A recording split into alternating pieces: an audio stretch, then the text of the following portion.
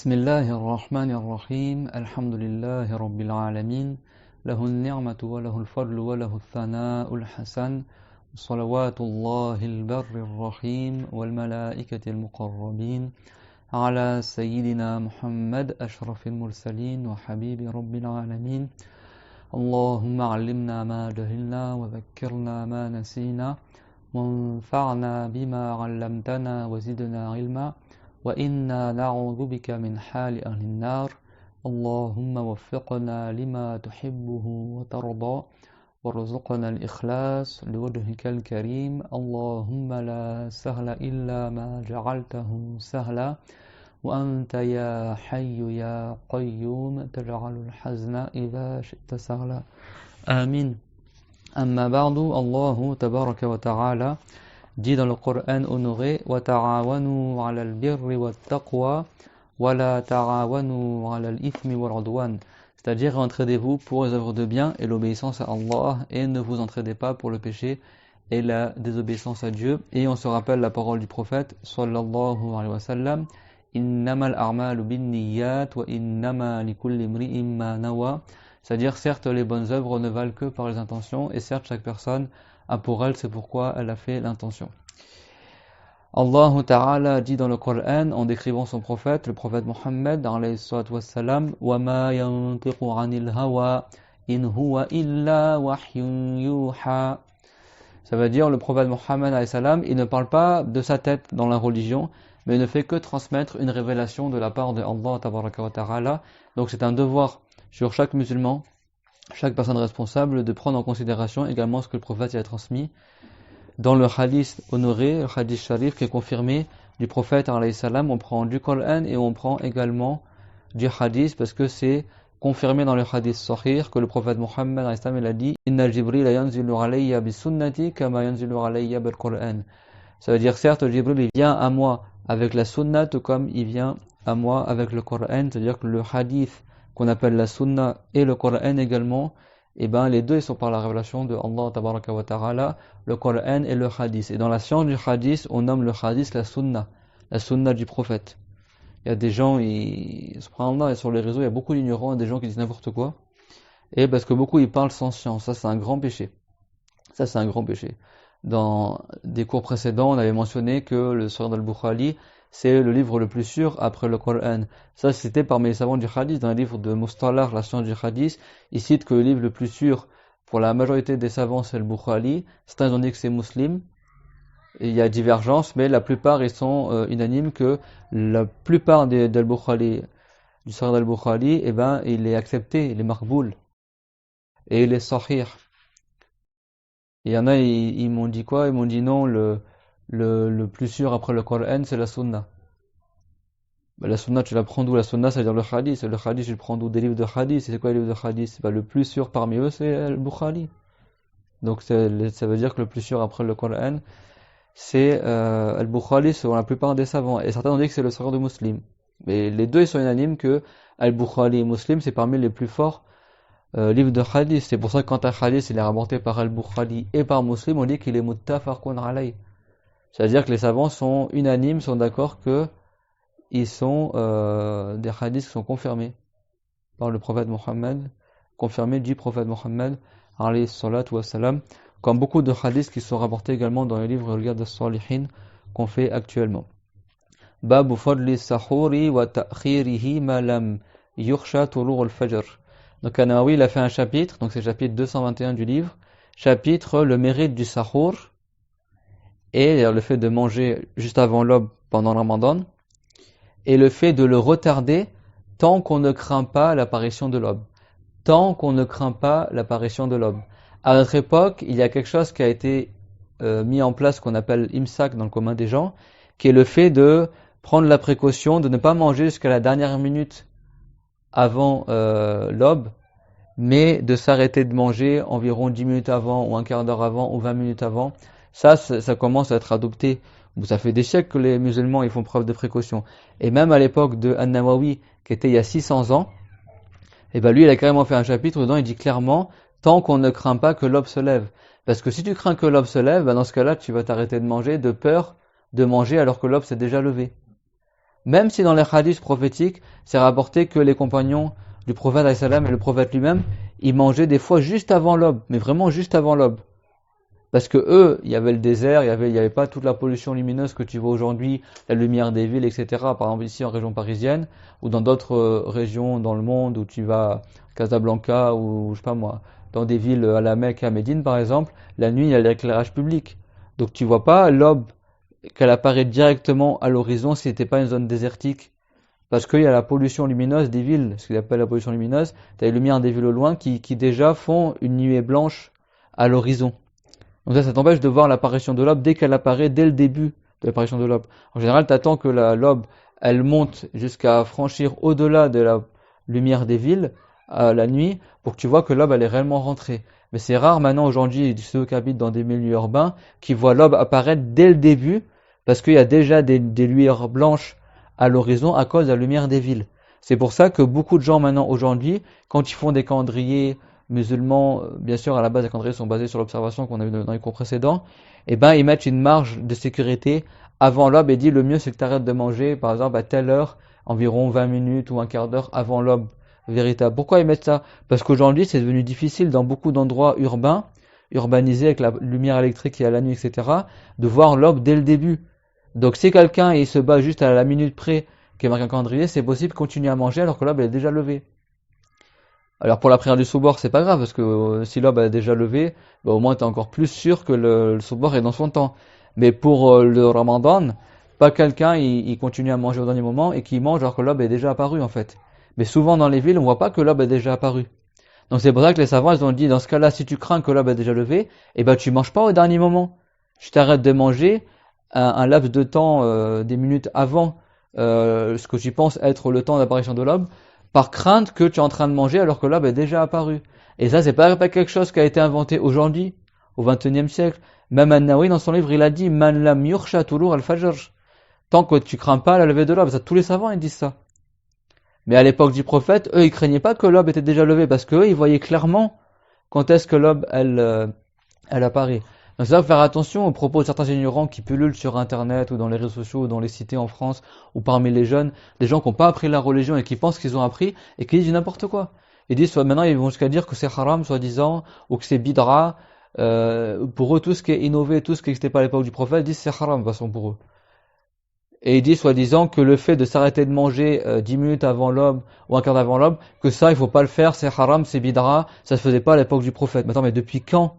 Déjà, depuis quand c'est un devoir de se lever avant l'aube pour manger? C'est pas un devoir, c'est sunna. Donc même si tu avais dormi jusqu'à le lever du soleil et t'as pas fait le sahur, c'est pas haram. Donc ça, c'est un premier point. De deux, si moi je veux faire mon sahur 1 heure avant l'aube, il est où le problème? Eux, ils disent c'est haram, c'est bidra, parce que le prophète, il mangeait pile avant l'aube. Non, c'est sunna. Mais quand est-ce que c'est sunna? Tant que tu crains pas que l'aube va bientôt se lever. Tant que tu crains pas que tu vas être encore en train de manger quand l'aube sera levée. Ces gens-là, ils connaissent rien du tout à la religion. Est-ce que les minarets des mosquées, ça existait à l'époque des prophètes? Non. Est-ce qu'ils vont dire que c'est haram? Non, ils disent pas que c'est haram. Est-ce que dans le Mus'haf, comme on a vu dans certains cours, dans le Coran, dans le passé, il n'y avait pas les points et les harakats, et le Coran n'était même pas encore dans un livre, c'était des feuilles éparses. C'est après la mort du prophète qu'ils ont cousu ces feuilles pour qu'elles soient dans un seul livre, et que c'est devenu ce qu'on appelle le Mus'haf. À l'époque de Rothman, Abu Bakr, c'est lui qui a rassemblé tous les feuilles de Coran dans un seul ouvrage, et après celui qui a fait recopier plusieurs livres de Coran du Mus'haf, c'était Rothman en son temps, quand il était calife. Il a gardé une version à Médine, il a envoyé une version en Irak, une version en Égypte, une version dans le pays du Cham. Il a fait 5 ou 6 versions comme ça différentes du Coran, et c'était les premiers Mus'haf de l'islam, qui étaient des gros livres énormes, écrits avec des grosses lettres, et les pages étaient grandes comme ça, et il n'y avait ni les points, ni les voyelles, ni les harakat, ni les hizb, ni les juz', toutes les divisions qui sont connues aujourd'hui dans le Coran, qu'il y a 30 juz', et après il y a des hizb, et après il y a le numéro des ayats, il y a les harakat, fatha, damma, kasra, les signes de lecture, quand est-ce que c'est permis que tu t'arrêtes, quand est-ce que c'est pas permis que tu t'arrêtes, quand est-ce que c'est le mieux que tu t'arrêtes, quand est-ce que c'est les waqf awla, waqf jaiz, et tout ça, tout ce qui est marqué aujourd'hui dans le Coran, les petits dessins de porte quand c'est sunnah de te prosterner, quand tu lis l'ayat, tout ça, ça a été inventé après l'époque du prophète. Et pourtant, ces gens-là qui disent que toutes les bidras sont haram, eux-mêmes ils font ces bidras-là. Depuis quand il y avait des moquettes dans la mosquée du prophète? À l'époque du prophète Mohammed, c'était de la terre qu'il y avait dans le sol de la mosquée. Et personne n'a dit que c'était haram de mettre des moquettes dans la mosquée, alors que ça se faisait pas à l'époque du prophète. Est-ce qu'à l'époque du prophète, le discours de Jumora ou l'appel à la prière était retransmis par des microphones? Non, personne ne faisait ça à l'époque du prophète. Pourtant, personne aujourd'hui dit que c'est haram que l'appel à la prière il soit fait au micro, comme c'est fait à la mosquée du prophète à Médine, et dans toutes les mosquées du monde aujourd'hui quasiment. Est-ce qu'à l'époque du prophète, alayhi salatu wassalam, il y avait les mihrab, c'est-à-dire la cavité qu'il y a dans le mur là qui indique la direction de la Qibla, que tu trouves à la mosquée du prophète aujourd'hui, tu trouves dans toutes les mosquées du monde aujourd'hui, même dans les mosquées, ces gens-là qui rendent interdit toutes les bidras. Ça se faisait pas à l'époque du prophète, chose là, et pourtant personne dit que c'est interdit. Est-ce qu'à l'époque du prophète, il y avait les réseaux sociaux ou les chaînes télé pour diffuser la religion? Non, et pourtant personne va dire que c'est interdit. Personne va dire que c'est interdit. Est-ce qu'à l'époque du prophète, fallait un visa pour aller au Hajj? Non, ça c'est bidra. Et depuis quand tu empêches les gens d'aller au Hajj comme ça? Et pourtant, eux, ces gens-là qui rendent interdit toutes les bidras, ils disent pas que c'est haram, et pourtant eux-mêmes ils font ces bidras-là. Donc ça, c'est des gens ignorants qui rendent interdit ce qui les arrange, et qui autorisent ce qui les arrange. Ils parlent de leur tête. Et Dieu il a dit Wama yantiqu anil hawa, que le prophète, lui, il parle pas de sa tête dans la religion. In huwa illa wahyun yuha, ce n'est qu'une révélation qui est révélée. La science de la religion, c'est par révélation. C'est pas ton point de vue à toi, ou le point de vue d'un tel ou d'un tel, qui rend interdit ce qu'il veut, ou qui autorise ce qu'il veut. Le prophète Mohammed, il a dit Inna muharrim al-halal ka muhallil al-haram. Certes, celui qui rend interdit ce qui est permis, c'est comme celui qui rend permis ce qui est interdit. C'est-à-dire qu'il s'égare et tombe dans l'égarement. T'es qui toi pour rendre interdit ce que le prophète l'a pas rendu interdit? Dans quel hadith le prophète l'a dit c'est haram de manger, de s'arrêter de manger une demi-heure avant l'aube? Dans quel hadith c'était que c'est haram? Elle est où la preuve de dire que c'est haram? Il n'y a aucune preuve. Il y a juste les hadiths qui disent que faites le sahur et le baraka dans le sahur. Le temps de as-sahar, c'est le temps qui précède une demi-heure, une heure avant l'aube, c'est le temps de as-sahar. Si moi je veux arrêter de manger une demi-heure avant l'aube, je suis tout le temps dans le temps de as-sahar. Si je fais le sahur, je rentre dans la sunna. Qui a dit que c'était haram? Depuis quand c'est haram de ne pas faire la sunna? Depuis quand c'est haram de ne pas faire quelque chose qui est recommandé? On n'a pas vu les hadiths d'Al-Bukhari que quand un homme du Najd a demandé au prophète Mohammed c'est quoi les prières obligatoires, c'est quoi ce qui est obligatoire dans la religion, et le prophète il a dit les 5 prières, le jeûne de Ramadan.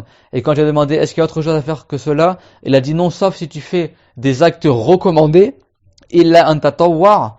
La personne après elle a juré par Allah. Elle a dit Wallahi, la azidu ala dhalik wa la anqus. Et ça c'est un hadith rapporté par Al-Bukhari et d'autres. Hadith sahih. Elle dit par Allah, je vais rien rajouter sur cela et rien faire de moins que cela. C'est-à-dire je vais faire aucun acte recommandé. Aucun acte sunna, je me restreins uniquement qu'à ce qu'obligatoire. Le prophète n'a pas dit c'est haram. Il n'a pas dit tu vas pas faire le sahur, tu vas pas faire les choses qui sont recommandées, les choses sont sunna. Et il a dit aflaha ar-rajulu in sadaq.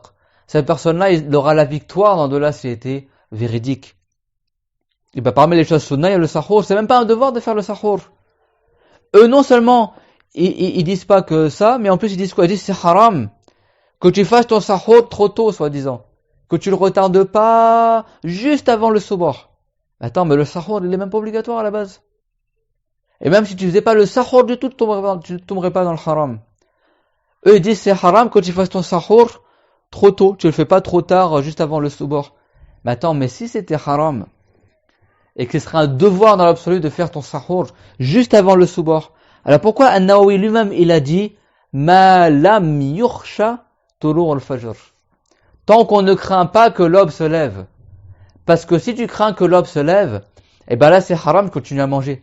Parce que tu prends le risque de manger alors que l'aube elle est déjà rentrée, alors que le temps du soubor a déjà commencé. Tu prends le risque d'invalider ton jeûne parce que quand ta journée de jeûne débute, toi tu es encore en train de manger ton sahur, soi-disant. C'est pour ça que ce qui est rapporté du prophète, alayhi salam, qu'il le faisait juste avant l'aube, comme on va le voir, parce que eux, ils ne craignaient pas que l'aube, elle était déjà rentrée, parce que eux, dans le désert, à Médine ou à la Mecque, que c'était à Médine en l'occurrence, ici, ils avaient l'horizon dégagé. Il n'y avait pas les lumières nocturnes, les lumières électriques des villes durant la nuit. Eux, c'était la nuit noire. Donc, dès que l'aube apparaissait, direct, ils voyaient que l'aube apparaissait. Donc, ils pouvaient savoir avec exactitude quand est-ce que l'aube y rentre. C'est pour ça qu'ils se permettaient de manger leur sahur, peut-être 10 minutes, 5 minutes avant que l'aube se lève. Parce qu'ils savaient précisément quand l'aube se levait. Donc ils prenaient pas le risque d'invalider leur jeûne. Mais alors ceux qui disent, oh, mais ça c'est bidra, c'est haram. Mais combien de bidra, elles ont été faites par les musulmans et elles sont pas haram? Depuis quand on va au Hajj en avion? À l'époque du Prophète, il y avait des avions. Et n'est-ce pas que c'est rapporté dans Al-Bukhari, dans le sens Al-Bukhari, hadith sahih, que Othman ibn Affan, ils ont dit qu'il y avait deux adhan, deux appels à la prière à l'époque du Prophète. Et à l'époque de Omar, à l'époque de Abu Bakr as-Siddiq, à l'époque de Omar, et c'est à l'époque de Othman ibn Affan, quand il y a eu beaucoup de gens à Médine et que la ville s'est beaucoup agrandie, il a rajouté un troisième appel à la prière. C'est-à-dire en comptant l'iqama, le adhan et l'iqama, l'appel annonce à la prière, ça faisait deux adhan à l'époque du prophète, alayhi salam. Et qu'est-ce qu'il faisait à l'époque du prophète?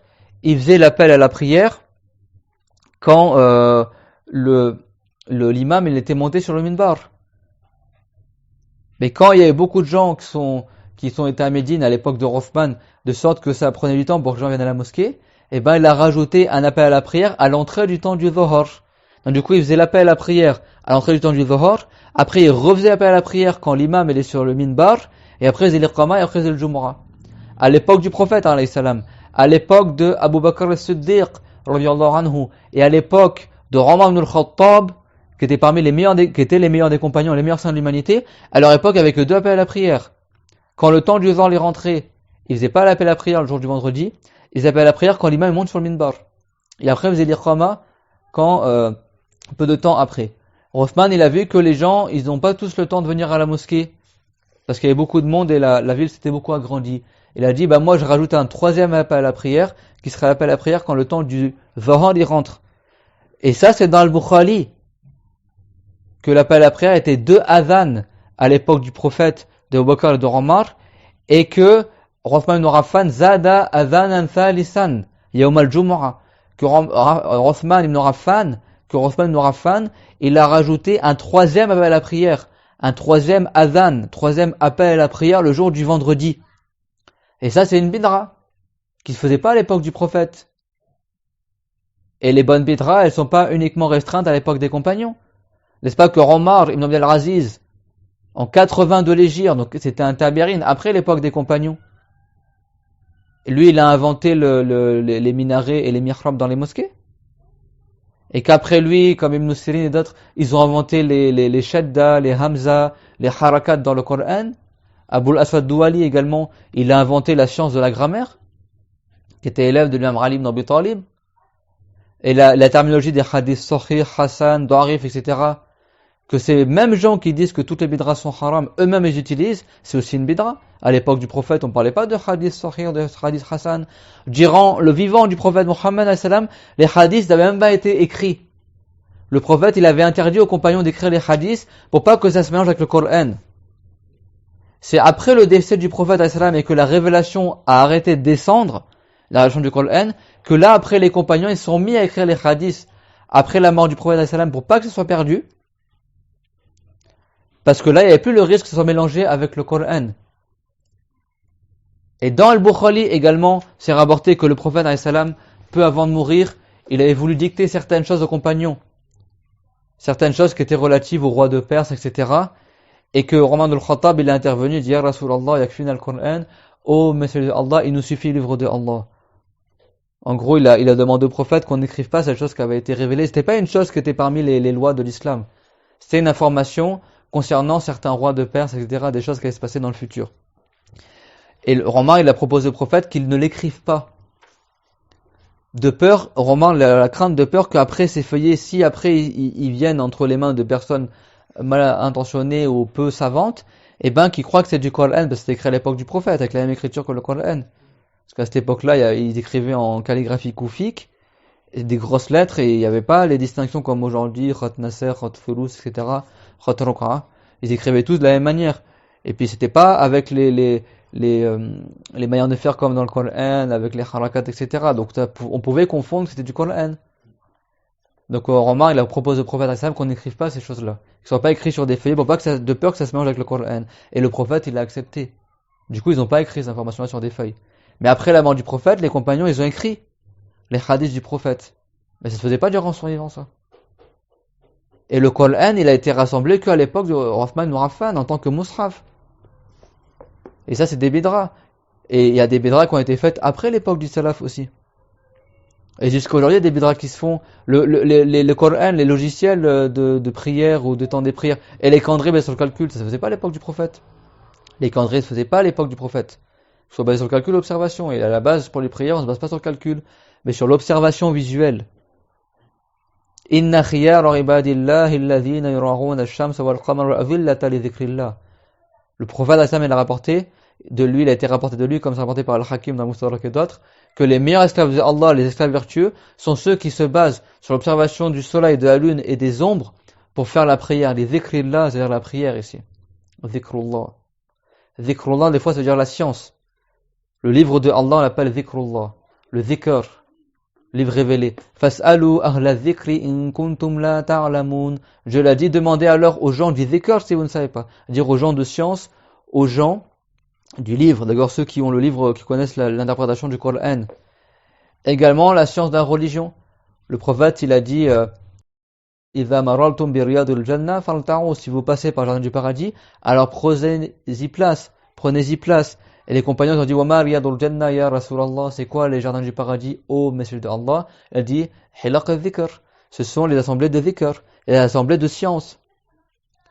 Et al-dhikr aussi, ça veut dire aussi la prière. La prière. Dhikrullah dans le sens la prière. Et aussi l'adoration de Allah. Yadhkurullah dans le sens il adore Allah Ta'ala. Ici dans le hadith, les dhikrillah pour la prière. Donc le prophète, c'est quoi la sunna qu'il a instauré? Que pour le temps des prières, c'est par l'observation. Tout comme pour le Ramadan et les mois lunaires, c'est par l'observation. Sumu li ru'yatihi wa aftiru li ru'yatihi, qu'on a vu dans les hadiths du cours dernier. Et pareil pour le temps des prières, c'est rapporté dans le Bukhari, dans Muslim, que Jibril alayhi salam, il est venu au prophète alayhi salam durant le temps du Dhuhr, lorsque l'ombre faisait la taille de l'épaisseur de la sandale du prophète alayhi salam, et qu'après quand l'ombre elle a tourné, et après le jour d'après il est revenu, quand l'ombre elle était plus grande, etc. C'est ça qu'il y a dans les hadiths. Qu'ils ont fait la prière du Maghreb quand le soleil s'est couché, etc., etc. C'est par l'observation des ombres, des étoiles, de la lune, du soleil qu'on observe le temps des prières. Mais à l'époque du prophète, ils faisaient cela. Mais ils faisaient pas avec des calendriers. Et aujourd'hui, ils font des calendriers et personne ne dit que c'est haram les calendriers. Même ces gens-là qui rendent interdit toutes les bidras, ils disent pas que c'est haram les calendriers. Et les applications Muslim Pro et autres. Et les applications, des fois, ils disent des trucs faux dedans aussi. Et soi-disant faire des traductions du Coran en français. Ça se faisait à l'époque du prophète, ça? C'est bidra aussi. Et soi-disant servir des réseaux sociaux pour enseigner la religion. Comme ils font beaucoup de ces gens-là qui disent que toutes les bidras sont haram. Et eux-mêmes, ils font plein de bidras. Et eux-mêmes, leur religion, les bidra. Parce que rendre interdit tout ce que le prophète n'a pas fait, il n'y a aucune loi en islam qui te dit ça. La loi en islam, c'est quoi? Kullu shay'in laysa alayhi amruna fahuwa raddun. Comme le rapporte Aïcha radhiyallahu anha. Et dans les hadiths Sahih, Muslim et d'autres. Toute chose qui n'est pas conforme à la religion, alors il est rejeté. C'est ça la règle que le prophète l'a instaurée.